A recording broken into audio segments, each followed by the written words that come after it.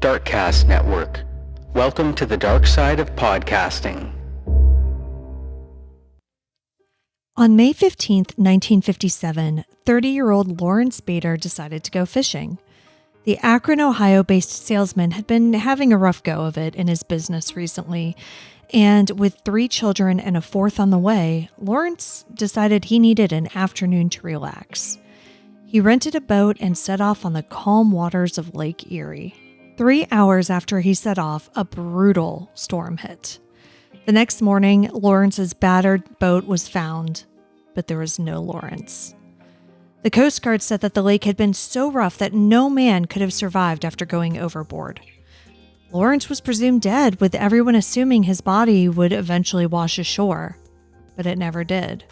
But nearly 8 years later, a man who looked suspiciously like Lawrence Bader turned up in Chicago, throwing everything everyone thought they knew about Lawrence and what happened on Lake Erie into question. When a person goes missing, there's a special kind of pain in the not knowing. I want to tell you the stories of those who never came home. Today, I'm going to tell you about the bizarre disappearance and reappearance of Lawrence Bader. I'm Kona Gallagher. And I'm Ethan Flick. And this is And Then They Were Gone.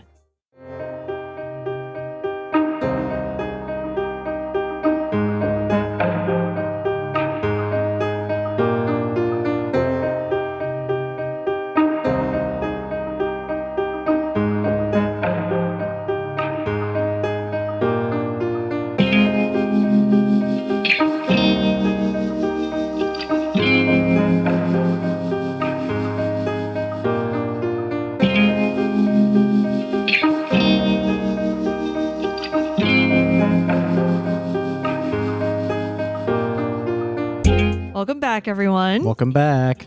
Thank you for joining us once again. I'm Kona. And I'm Ethan. And we're the husband and wife team behind this podcast. Each week, I typically tell you the story of an unsolved missing persons case. Ethan doesn't know anything about the case going into the episode, and he's here to provide his reactions and questions in real time, hopefully asking some of the same ones that you have at home. Now, this episode is actually being released on Christmas Day, so I wanted to do something a little bit different. Possibly one that has a happy ending? Of sorts. It kind of depends on how you define a happy.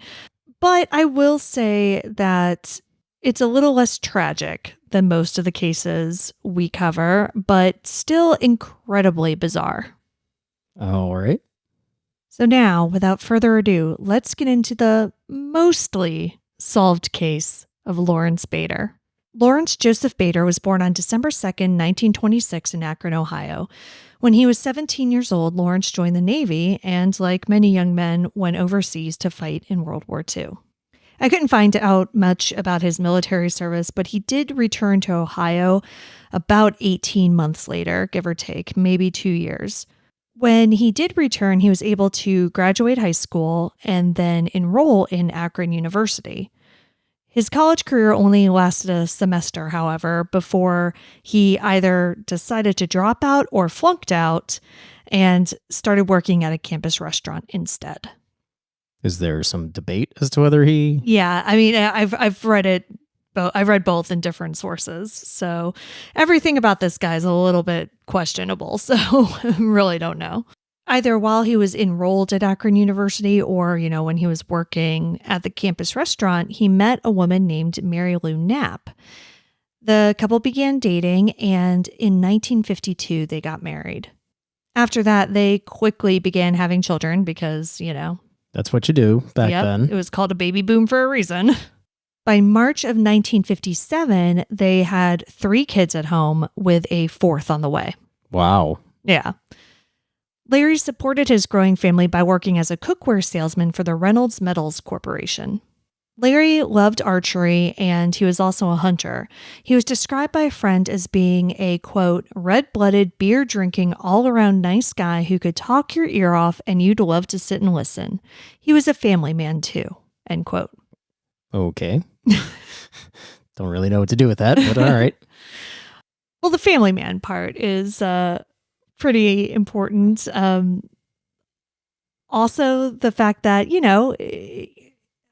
a guy who could talk your ear off and you'd love to sit and listen. I mean, that's kind of a rare combo at times, right? Like usually you have people you'd love to sit and listen to and people who will talk your ear off, and they're often not the same person. Right. So, and that does kind of factor into the story a little bit. So it really appeared as though the Baders were living the American dream. They had a growing family, he had a good job, and they had a nice home in the West Hills neighborhood in Akron. But of course, appearances can be deceiving. According to the 1978 book Among the Missing, Bader was $20,000 in debt and hadn't paid his income taxes in about 5 years. On May 15, 1957, Larry told Mary Lou that he needed to drive up to Cleveland on business. After he was done, he told her he was going to go fishing on Lake Erie. Mary Lou, who again had 3 small children and was pregnant, said, hey, maybe it would be better if you came home after you were done with your business. No. Gotta hit up that lake. Yeah, well, he didn't say that. He replied, quote, maybe I will and maybe I won't. Ooh, yikes. Yeah, well, he clearly opted for won't. After driving to Cleveland, Larry paid some bills, including his life insurance premium, and cashed a check for $400. He then went to Eddie's Boat House, where he rented a motorboat with oars. Lawrence Cotler, the owner, warned Larry that there was a storm rolling in, but Bader was undeterred. Even though it was hours away from dusk when Larry rented the boat, he insisted that it be equipped with lights. Lawrence also noted that Larry had a suitcase with him. Wait, he had a suitcase when he was renting the boat? That is what the boathouse owner says. Like he took the suitcase on the boat? Yes. Interesting. Right. I mean, it would make sense that he has a suitcase if he's like away from home on business. Yeah, but it was like a day trip. Interesting. Yeah, because Cleveland and Akron aren't far apart. Yeah, I don't know Ohio geography at all. Yeah, there wasn't really a reason for him to have a suitcase. Or if there was, there definitely really wasn't a reason for him to have it on the boat. Because, he was a salesman and I don't know, maybe he could have had like product samples or whatever. Right. But again, why would you take that on the boat with you? In case he runs into somebody that he can sell some cookware to. Peddle his wares. Yeah. I don't know. So Larry set off on his fishing expedition and was spotted by a member of the Coast Guard while out on the water. The Coast Guard member also warned Larry of the impending storm, but Larry wasn't concerned. 3 hours after his departure, that storm did hit, and it was a nasty one. Larry never showed back up that evening to return his boat, and people began to fear the worst. These fears were seemingly realized the next day when Larry's rented boat was found on the shore 5 miles away. Okay, 5 miles away. What was it around? What do you mean? Well, I mean, like, was there like a major highway nearby? What was the setting of where the boat was found? I don't know. There was never any more information that I saw other than it was just kind of, it washed up on shore 5 miles from where the boathouse was. Okay. I was just curious, like, if there was like a bus station next door or something. Yeah, I don't know. But even that, like, I'm just like, why the elaborate ruse of like getting a boat? Like, what, you know what I mean? Like, right. Why not just go? Right. I mean, which is why he was immediately presumed dead. But there were some like weird things with the boat. So when the boat was found, one oar was missing, which, makes sense. It was in a storm. Yeah. The propeller was bent and the hull was scratched, which are pretty minor issues. Like the boat didn't have, a hole in it or anything. Like, right. There's no reason that somebody couldn't have stayed in the boat necessarily. But, if the wind came and knocked him out, then sure. Yeah. But the boat itself was basically fine. Now, some reports say that the boat was out of gas, while others say that the gas line was cut. That's two very distinct things. I know. One makes perfect sense, given the fact that he was out in a storm and he could have been unable to get back to shore because, again, the waves and the wind, and he eventually ran out of gas. But if the gas line was cut, obviously that cannot be an accident. But why? Right? Like, even if he's staging something. Like, why cut the gas line? Yeah, you wouldn't need to, right? I mean, Yeah. like, so presumably he is staging his death in Lake Erie so that his family can collect on his life insurance policy. Mhm. So that he, I guess, to assuage his guilt for Right. leaving the family, he's leaving them a bunch of money. Yeah. But then why cut Right. the gas line? And again, we don't know if that's actually what happened, Yeah. or if it just ran out of gas. So I don't know, but those are kind of the oddities surrounding the boat itself. So the things missing from the boat were the one oar, Larry, and Larry's suitcase. Mm-hmm. Searches went on for the next 2 months, but no one was able to locate Larry's body. He was presumed dead, of course, but because there was no body, he couldn't be legally declared dead. Mm.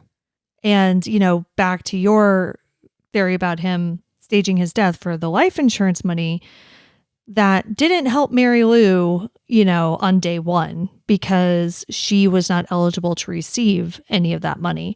So she had to support her 4 children alone, surviving on monthly Social Security payments.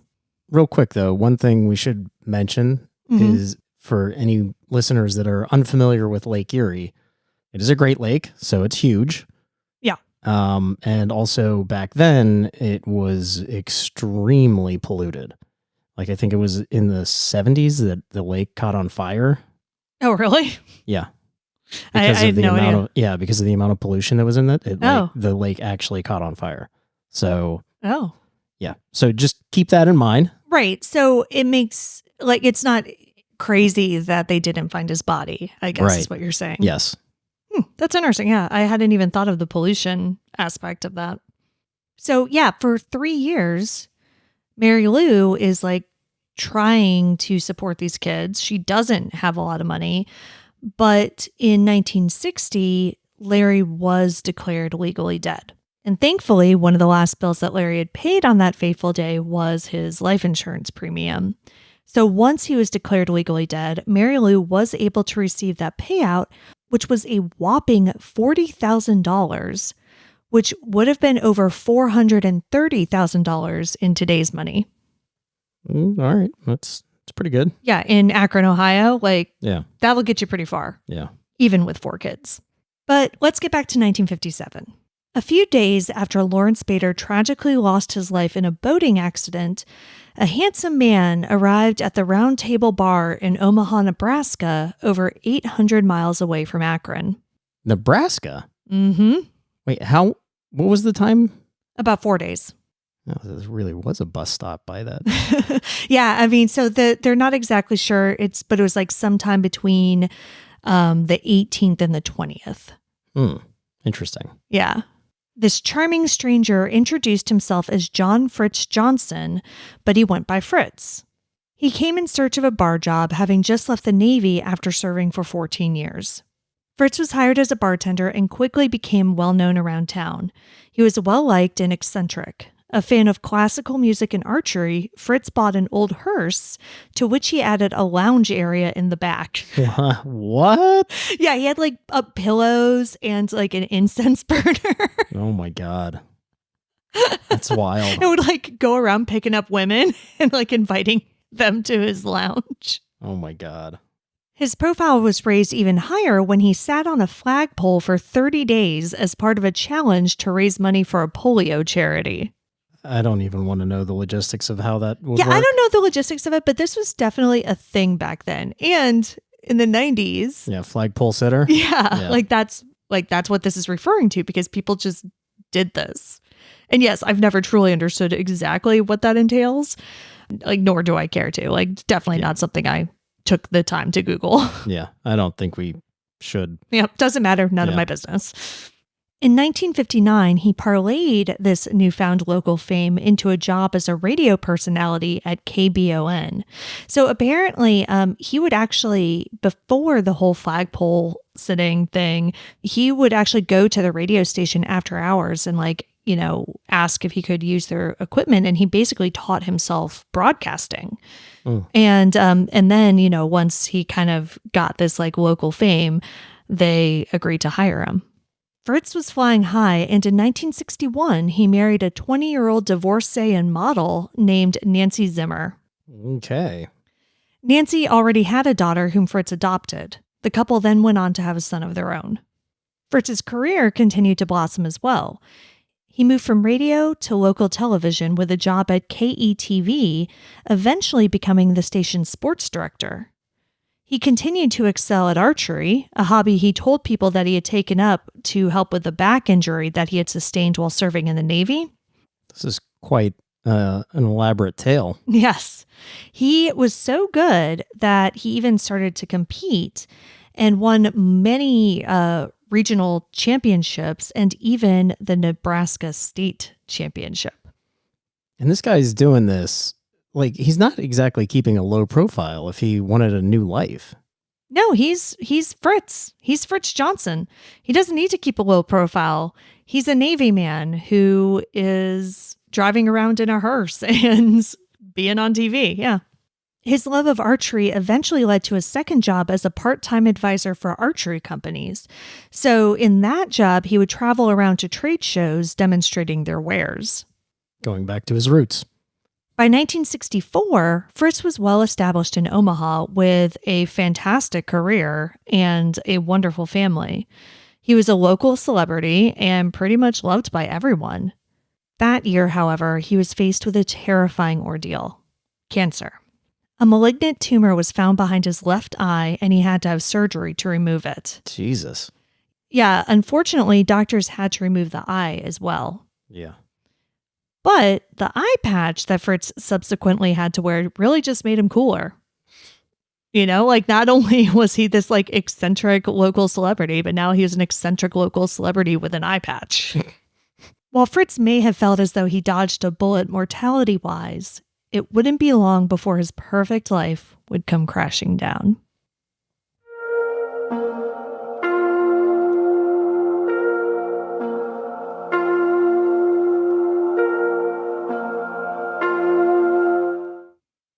On February 2nd, 1965, Fritz attended a sporting goods show in Chicago on behalf of an archery company. A man from Akron, Ohio, also happened to be at that show. Uh-oh. He was walking around and stopped to watch Fritz's demonstration.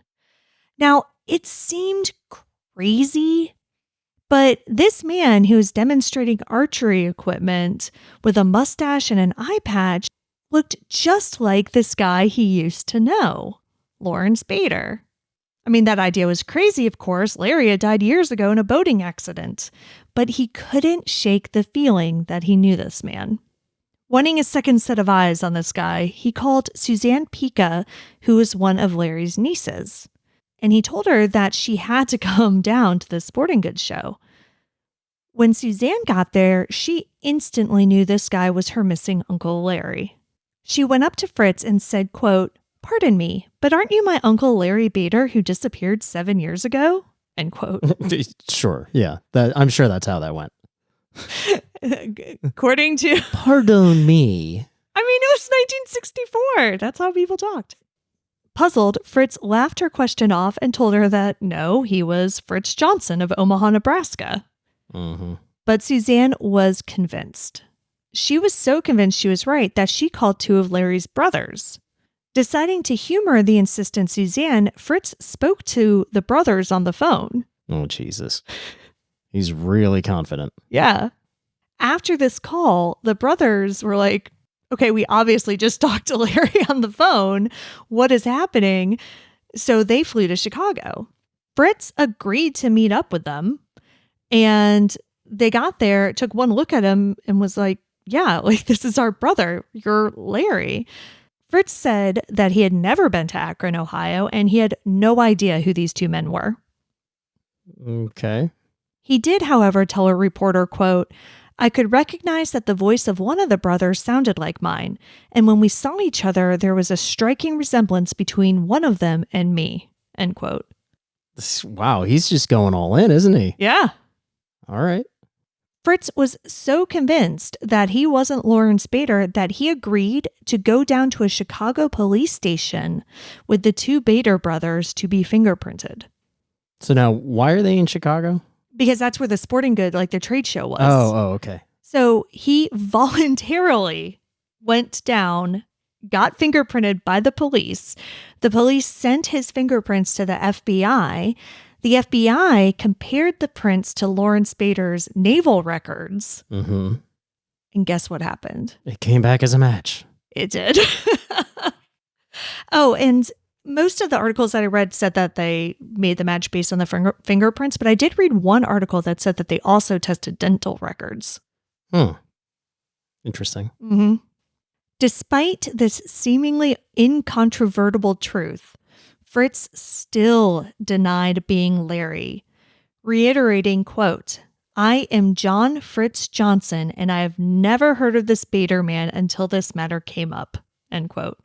See, the balls on this guy.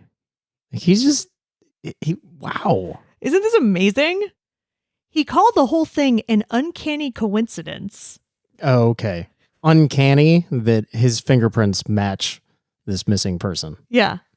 Speaking of the fingerprinting, he told reporters, quote, "Wouldn't I have to be out of my mind to agree to that if I knew I was Bader?" End quote. Which, I mean, yeah, you would. Like, that's a fair point. Yeah. Fritz eventually returned to Omaha and ended up hiring a lawyer. This lawyer posited that the brain tumor and surgery had perhaps affected Fritz's memory. Not only did Fritz claim to have no memory of ever being Larry Bader, but he said that he had clear memories of growing up in an orphanage in Boston and serving in the Navy for over a decade, two things that Larry Bader never did. So basically, this is all going down. The fingerprints match up. Everybody's like, okay, you're Larry Bader. Like, he admits that he looks like the brother. Right. And he's like, okay, no, I'm not, because I have over 30 years of memories of being Fritz, of being Fritz Johnson. He's like, I remember my entire childhood. Like, I can't be this guy you're talking about. I don't know anybody in Akron, never been there, raised in an orphanage in Boston, ended up in Omaha. So is he just full of shit? Well, nobody knew. That was the problem. So in an effort to clear up the confusion, Fritz was hospitalized and underwent a variety of physical and mental exams. Fritz stayed in the hospital for 10 days, but doctors were unable to determine that he was willfully deceiving anyone. And this was important because if they had determined definitively that Fritz wasn't suffering from some form of amnesia, he could be on the hook for both bigamy and fraud charges. Mm-hmm.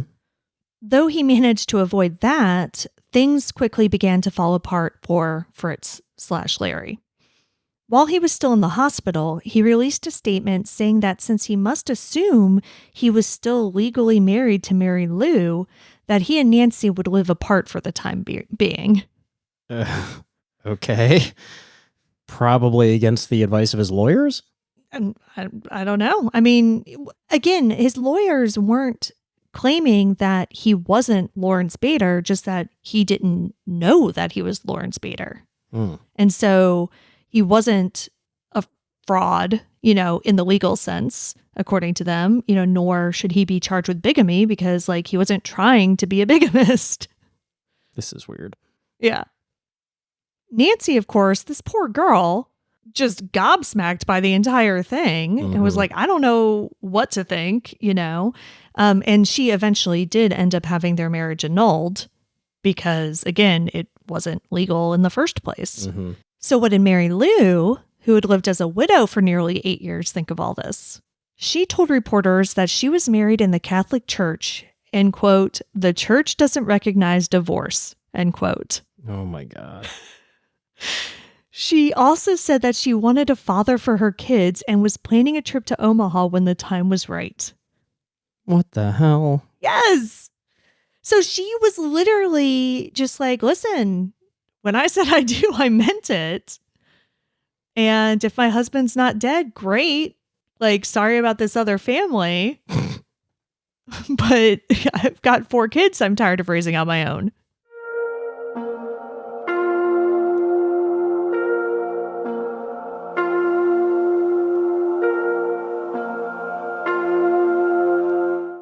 Once news got out that Lawrence Bader was alive, everyone wanted their money back. Mm. The life insurance company, the IRS, and even the boat rental company came for calling, God's sakes, which really? I thought was so 8 years petty. later? 8 years later, that dude was just like, yeah, I want a replacement boat. Jesus.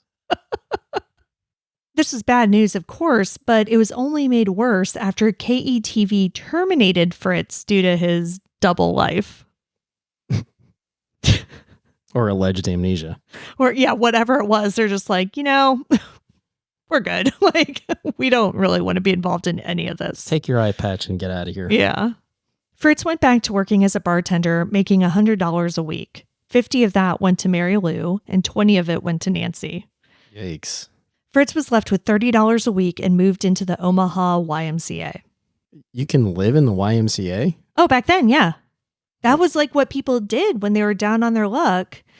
Like you can rent a room at the Y. Oh, weird. Yeah. That's the Did whole not know song, YMCA. It's fun to stay at the YMCA. Oh. Not just like go to the gym at the YMCA. Look, I don't know. I didn't listen to the lyrics of that song that closely. The point is that Fritz fell hard very quickly. Like his life just really went from, being amazing to being terrible in a matter of months.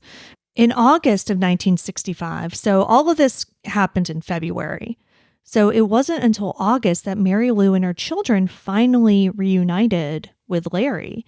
But he was still insisting that he had no memory of his previous life. Mary Lou told reporters, quote, "I am hopeful he will eventually remember. He's convinced himself that he doesn't recognize anybody," end quote. Wow. But she's still married to him. Yeah.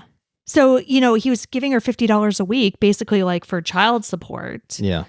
But yeah, I mean, I guess because, and he did like, when he was in the hospital, he's like, I guess I'm still married to this woman because I guess I am Lawrence Bader. But, according to him, he had no idea who he was. So he wasn't going to just like go to Akron and move in with her. So he stayed in Omaha, I guess, while he kind of figured out what to do. Hmm. But Fritz never did come around. In early 1966, doctors determined that his cancer had returned, and this time it was in his liver. On September 16th, 1966, Lawrence Bader died, for real this time, just shy of his 40th birthday. Jesus. All of this, both of his lives were before he was 40? I know. Holy shit. I'm turning 43 in a week, and I have accomplished very little compared to this man. Yeah, he was busy. A funeral was held for Fritz Johnson in Omaha, and the next day his body was transported to Akron and buried in a family plot in Holy Cross Cemetery. So what's on the tombstone? Fritz or Larry? Larry, Lawrence Bader, in the Bader family plot. But they held a funeral for Fritz also? In Omaha, yeah. He had a lot of friends, they wanted to say goodbye. Yeah, no, I mean, that's kind of nice. Yeah. All things considered. Yeah, I don't know if Nancy attended or their children or what the situation was by that point. Mm-hmm. But yeah, he had 2 services. 2 names, 2 services. To this day, over 5 decades later, no one truly knows what happened to Lawrence Bader on the lake in 1957. Did he plan to fake his own death in order to escape his debts and start a new and radically different life in Omaha? Or did he truly have no recollection of his previous life, either due to an injury sustained during a boating accident or because of this tumor, which, could have been growing at that point? Right. If it was the latter, then Larry was seemingly suffering from dissociative amnesia, a rare condition in which a person has no memory of his or her life due to trauma or stress. According to an article on mentalfloss.com about Larry, quote, "In a dissociative fugue state, they have an urge to travel and may invent a new personality, settling in a new area with no recollection of how they got there," end quote. That's real? Yes. And they talked about this guy who disappeared in the early 2000s and was found 6 months later. He disappeared from New York and was found 6 months later, I believe, in Chicago in like a homeless shelter. And he had no idea how he got there. But apparently he was a Vietnam veteran who was already, he already had issues due to that. Right. And he was near the Twin Towers on 9/11. And so he just like Snapped. Yeah, had a break, didn't remember who he was, ended up in a homeless shelter in Chicago. That's bizarre. Yeah. So it is possible. And, the urge for travel and the new personality, it all fits with, What happened. What happened. Yeah.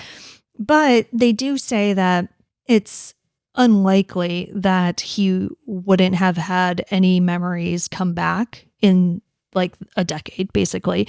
They said that typically those memories are misplaced, not lost. Okay. So they usually do come back. So while, again, the human brain's crazy, and it's definitely possible that he truly had no memory of being Larry, it's also possible that maybe something happened and maybe he did have some memories come back and didn't want to admit it. Or it's possible that he just made the entire thing up and is a giant fraud. Weird. Yeah, and nobody truly knows. There was no way to definitively prove it. And he died before they really had a chance.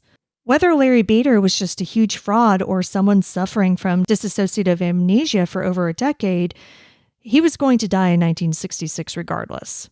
That tumor didn't care what name he was going by. Though the last year of his life wasn't the best, that chance encounter at a sporting goods show in Chicago in 1965 at least gave Lawrence Bader's wife and children a form of closure that the families of people we cover on this podcast often never receive.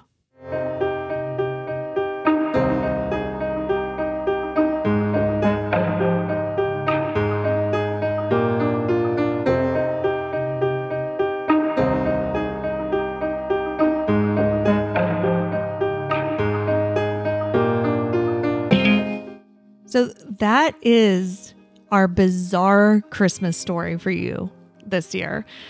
This is our last episode of the year and the end of season 4.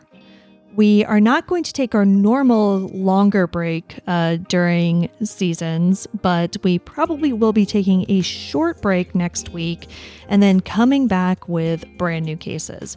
Well, you can also expect things to be a little bit different in season 5.